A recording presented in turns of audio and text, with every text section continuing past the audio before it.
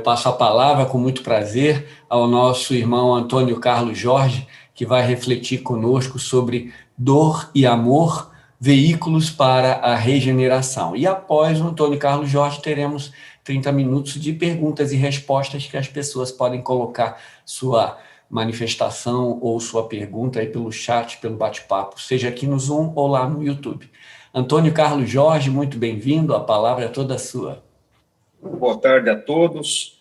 Esse dia aqui ensolarado, com muito calor, 38 graus, e fica um abraço caloroso também de 38 graus a todos, né?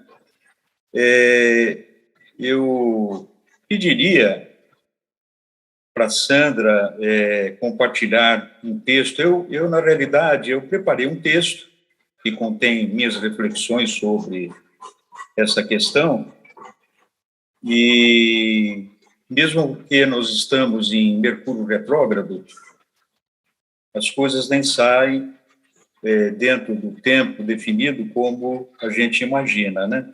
Então, eu pediria para ampliar o texto.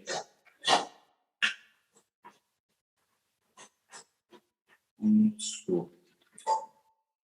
Esse texto está no meu blog, que está exibido no caminho aí para quem quiser eventualmente ler com calma, né? Então, a reflexão é relacionada ao amor e dor como veículos para a regeneração. Dante, nas últimas linhas da Divina Comédia, após ele ter a visão de Deus, descreve que ele não é apenas uma imagem ofuscante de luz gloriosa, mas, acima de tudo, é o amor que move o sol e as outras estrelas. Ou seja, todo o universo foi criado por um ato de amor, entendendo-se por universo não só a formação dos estelares, mas também a própria vida que pulsa em toda parte. Sandra, eu pediria para você... Isso, obrigado. Então, somos filhos do amor de Deus, feito à sua imagem e semelhança em termos de princípios e essência, e não em forma que são múltiplas em manifestação. É também por ato de amor que nós nos procriamos como imitadores de Deus, pois a maior expressão criativa é a geração dos nossos filhos. Então, portanto, somos todos filhos do amor, na criação e na geração, do amor de Deus e do amor de nossos antepassados.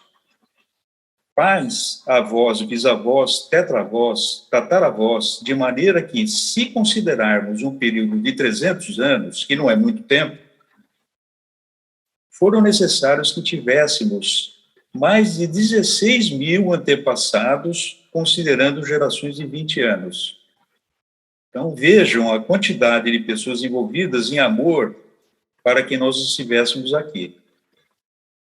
Quer dizer, isto é o ato de gerar, que vem de Gênese, que significa geração, sucessão dos seres, origem.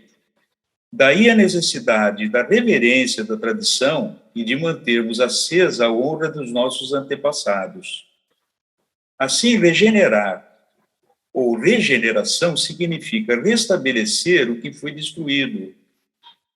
Reforma moral, dar nova existência, renascer, despertar, como já foi mencionado nas falas anteriores. Então, boa parte da humanidade não tem essa percepção e crê que não está conectada com absolutamente nada, né? Então, nesse caso, o ato de gerar transforma-se em degeneração, entrando em declínio pela negação e distanciamento da sua própria origem. É o que nós percebemos na vida hedônica, que boa parte da humanidade está atualmente mergulhada. Ora, somente se regenera aquilo que está degenerado. Então, eu penso que a degeneração é o fruto de um problema cognitivo, que é gerado quando nós nascemos, né? Porque esquecemos da nossa origem e nada sabemos conscientemente de nosso verdadeiro eu. Então, como eu havia dito, isso é intensificado no mundo atual, né? Que está calcado na materialidade do ter, do estar, em detrimento do verdadeiro ser.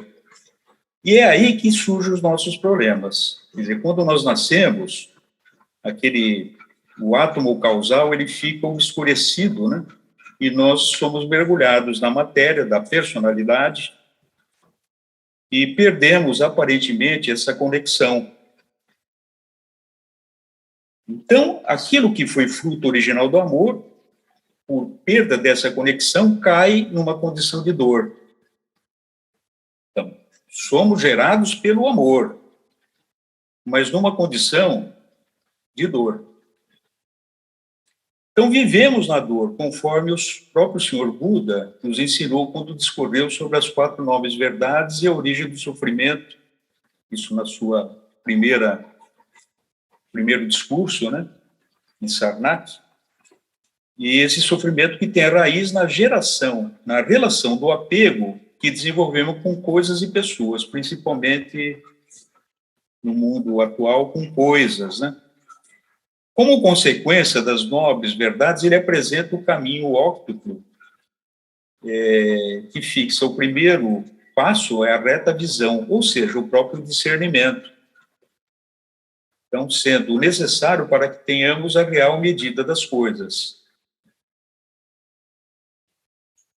Então, diante desse descompasso em que todos estão submetidos, né, que é o do esquecimento, e por não enxergarmos essa realidade, é comum que as pessoas fazerem determinadas indagações, né, frutos da mente superficial, cognitiva, que racionaliza.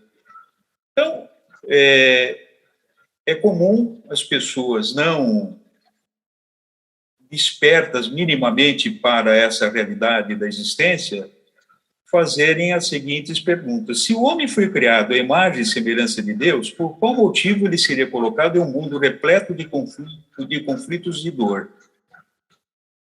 Inclusive gerando uma sociedade difícil de se compreender, com tantas guerras e disputas, né? Se o homem já é puro, por qual motivo ele necessita se envolver com toda sorte de impureza? Nós, na nossa vida, somos aliciados, né, a todo momento para que tomemos caminhos mais fáceis de serem vividos, né? A evolução não pode ser feita por amor, tem e necessariamente existir a dor para que possamos nos despertar? Uma outra indagação. Eu sonho com um mundo justo e fraterno. E como posso vir a compreendê-lo se aqui vivo na crueldade imposta pelo império da justiça?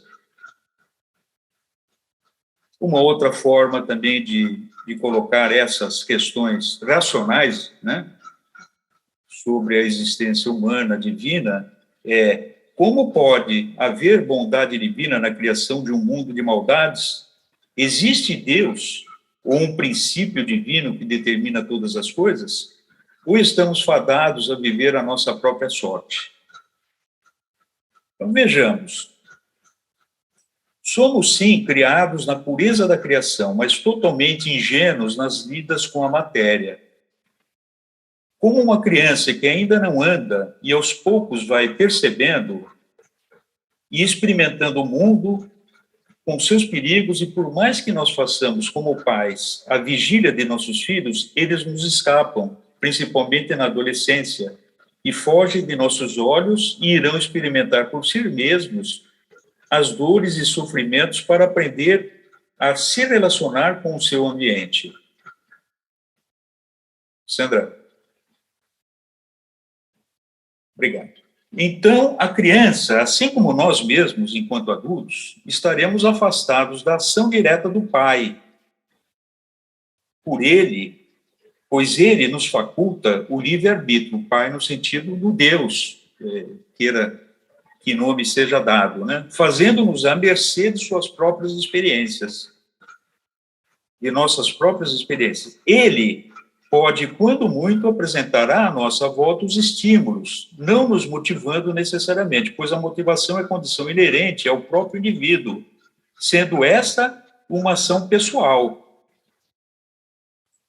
Assim, ninguém tem a capacidade de motivar o outro, podendo, quando muito, estimulá-lo, oferecendo oportunidades que nem sempre são percebidas ou que, pela nossa arrogância, as interpretamos como imposição de uma autoridade que não aceitamos, pois nos julgamos autossuficientes e donos de nós mesmos, de nosso corpo e de nossa mente. Então, a motivação depende de uma atitude interior e espiritual. Por exemplo, na alegoria da caverna de Platão, o habitante que lá vivia ao fundo da escuridão, preso a ela, somente saiu daquela condição pela sua própria motivação, o que foi despertada pelo estímulo das sombras projetadas pelas chamas da fogueira. A luz projetada fazendo com que houvesse a percepção das sombras, mas o que determinou o indivíduo a acordar foi sua motivação para o novo. Então, o acordar é uma condição individual que nos leva ao abandono da caverna e a que estamos submetidos pelos nossos condicionamentos presos a uma falsa realidade. Estímulos não faltam no dia de hoje, com todo o acesso tecnológico ao mundo do conhecimento sem limites. As pessoas e os relacionamentos são nossos estímulos.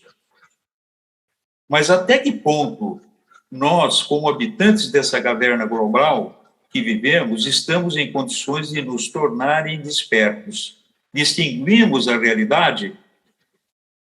As informações são de tal monta e complexas, havendo muitos interesses subliminares, que há necessidade do uso do discernimento para saber separar o real do irreal. Muito do que era errado virou certo, e o certo se transformou em errado. Os valores foram corrompidos, conceitos invertidos, a moral vilipendiada. Esse é o maior problema humano. As pessoas não sabem para onde ir. E aí continuam no interior da caverna, uma caverna high-tech, com Wi-Fi, cujos habitantes, embora conectados online em real time, com outras cavernas, continuam, na maioria, presos e isolados em sua cabine a não enxergar outras possibilidades de vida interior. Somos, de fato, pilotos de um veleiro da vida sem outros tripulantes, desprovidos de instrumentos e, às vezes, enfrentamos condições atmosféricas adversas, sem visibilidade, mergulhados no frio congelante das noites escuras da alma, fazendo uma viagem sem rumo. Sêneca falava que o piloto que não sabe para onde ir, todos os ventos o levarão a lugar algum. Assim, torna-se necessário que tenhamos que cair como anjos para viver tudo isso e valorizar o universo que nos pertence. Temos que vir desiguais para descobrir a igualdade, e a igualdade é una. Mas não nos damos conta disso. Aí é de se compreender o medo, a solidão, a tristeza e também a morte, pois estes desafios somente são perceptíveis quando a consciência estiver limitada pela densidade do corpo físico e dos desejos. Então, como se pode saber o que é o verdadeiro amor se o mesmo não foi testado diante dos confrontos desarmônicos? Como se pode conhecer a luz se não vivermos na escuridão das trevas? A dor acompanha os nascimentos, a adaptação do organismo do bebê, na assimilação dos alimentos, o surgimento das dentições, as transformações orgânicas pelos hormônios do crescimento, o chamado das responsabilidades, o viver as ilusões, as desilusões amorosas, o enfrentar do amadurecimento, as dúvidas, os julgamentos e as escolhas, os esforços para obter conquistas e reconhecimentos, o ser colocado em desalento pelas perdas, os distanciamentos, as doenças, a decrepitude e, finalmente, a própria morte e a dissolução da personalidade. A dor integra a vida e temos que aprender a conviver com ela. pois ela é a nossa parceira de todas as horas. Se ela existe, eu anuncio a que façamos os ajustes necessários para a nossa transformação. É pela dor que seremos desafiados. Os desafios são impostos sem que existam necessariamente padrões, tanto quanto de natureza como de intensidade na carga colocada sobre os nossos ombros. Não existe uma carga mais pesada do que outra, pois somente quem as carrega sente o seu peso. E não pode ser de outra maneira, pois somos todos diferentes, enquanto projetados no mundo das formas. Alguns têm muito, outros nada, sendo testados na riqueza e outros na pobreza. Uns na condição de mando e outros na condição de posição, de humildes serviçais, alguns dotados de beleza e outros de feiura, uns alegres, outros tristes, saudáveis e outros doentes. Queiramos ou não, todos nós somos escritores, mesmo não sabendo por hora o que estamos a fazer de nossa vida.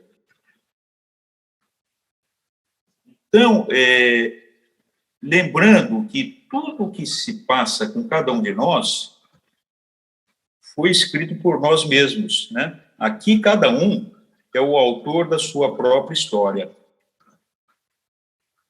Sandra, obrigado. Somos escritores de um grande livro com centenas de capítulos, sendo esse o livro de nossa vida enquanto almas humanas, desde a nossa vinda pela primeira vez por essas paragens,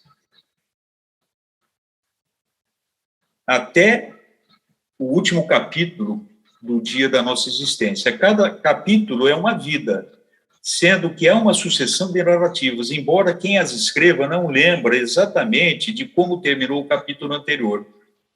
Muitos capítulos podem ser autoabortados pelo desejo de fuga diante dos duros desafios que foram colocados, considerando-se insuportáveis de serem encarados. Cada linha de um capítulo é um ano de nossas vidas, havendo capítulos com apenas algumas letras ou palavras, e nada mais, e outros que narram com riqueza de ações que, independentemente de terem sido virtuosas ou não, serviram para que, aos poucos, fossem agregados mais sabedorias nessa grande obra que é a nossa jornada. E todos os livros narram trajetórias de evolução, umas mais céleres e outras não, mas todas, no geral, fadadas a um final de glória e iluminação pessoal. Aqui eu gostaria de destacar que a iluminação, ela é pessoal, a salvação, sim, coletiva. Buda se iluminou por ele próprio. É óbvio que, na condição de Bodhisattva, ele continua na sua missão de despertar os outros, mas lembramos que tem os arates que fazem a opção pela evolução nos planos superiores. O plano da evolução é calcado no princípio da lógica que estrutura a vida para que ela se desenvolva dentro da mais absoluta justiça, sendo o karma e a reencarnação os agentes que levam ao equilíbrio e à harmonia. Aquele capítulo abortado pelo escritor por não ter tolerado a dureza de suas provas, provavelmente terá que ser reescrito tantas vezes até que ele assimile o aprendizado. As diferenças, por mais injustas que possam parecer, são necessárias, pois elas se constituem no grande campo do exercício das provas individuais, e nada pode ser feito para que haja um tratamento uniforme, pois dentro da grande caminhada, cada um somente pode ser testado nos desafios segundo suas próprias necessidades. E para ser testado diante de suas necessidades, são facultadas as escolhas segundo o livre-arbítrio da pessoa. O livre-arbítrio existe de fato, mas está circunscrito às ações que gerarão o karma futuro, não havendo ação sobre o karma acumulado, pois esse se manifestará em karma maduro, que é a porção que nos cabe para ser resgatado por uma vida, né? Independente de qualquer ação presente. Karma maduro, esse nada pode ser feito. Quando muito, podemos fazer com que as consequências desse karma maduro possam ser atenuadas pela compreensão e aceitação, e assim os efeitos poderão estar a serviço do processo de amadurecimento, ainda que seja revestido de dor. Ou seja, se não altera a dor, e sim a compreensão da dor. Aqui eu faço uma digressão, fazendo a citação do livrinho Aos Pés do Mestre, quando o mestre fala, aceita o seu karma com resignação e contentamento. Ora, o contentamento aqui tem que ser analisado sob a ótica da alma humana, que observa que aquele sofrimento imputado àquela personalidade é um bálsamo, como se fosse uma pedra a menos na trajetória de sua caminhada. Assim, somos herdeiros de nós mesmos. Não somos herdeiros, é óbvio que tem o karma do planeta, o karma de uma nação, o karma da família, o karma do país, de uma família, são os karmas coletivos, mas neste karma que eu estou me definindo é o individual. Então, nós somos herdeiros de nossas próprias escolhas, equivocadas ou não. O livre-arbítrio existe, mas é o agente do karma futuro. Ele é a ação e a vontade. E essa força de vontade da pessoa para o caminho do bem somente será testada no seu confronto com os seus desejos, e após muitas quedas, ela vencerá. Partindo para a última página. E quando vencermos a nós próprios, teremos a compreensão do significado do amor. O amor é a amálgama que a tudo envolve e aglutina, fazendo a fusão na essência, levando-nos à necessidade de que compreendermos a unicidade e a importância de nos pautarmos pelo caminho do bem em auxílio a todos que sofrem. E aí entra o espírito da compaixão e da caridade, que é importante.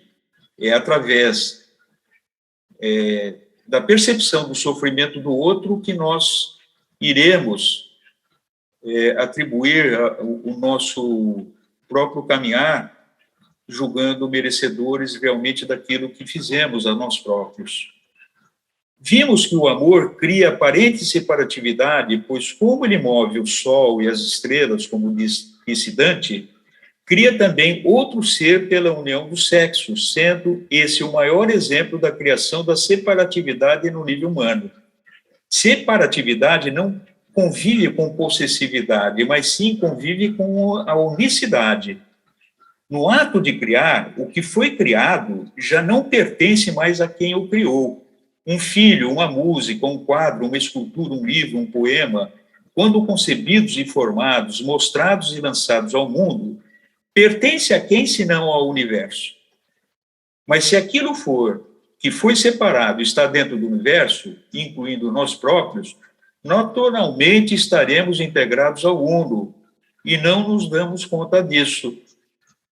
Paulo nos ensina que o amor a tudo une, pois é bondoso, não é invejoso, não é arrogante, não se ensoberbece, não ambiciona, não se irrita, tudo suporta, regozija-se da verdade, não impondo qualquer condição, pois libera e desapega.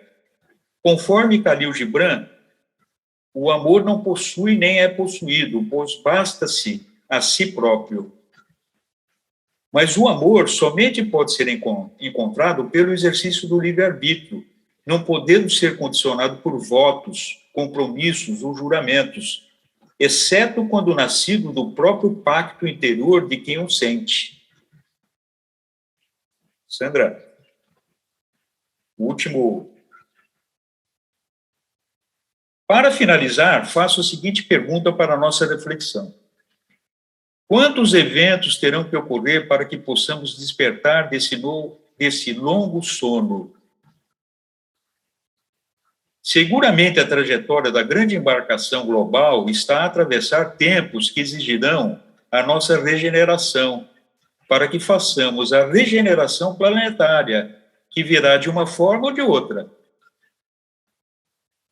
Ela está aí, às nossas portas.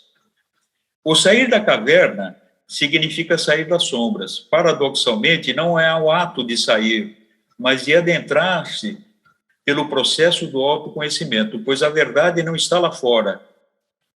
Ela está, sempre esteve e estará dentro de cada um de nós.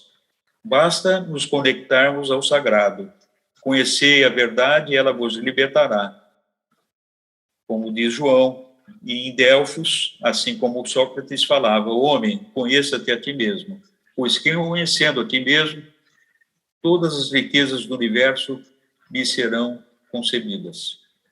Obrigado.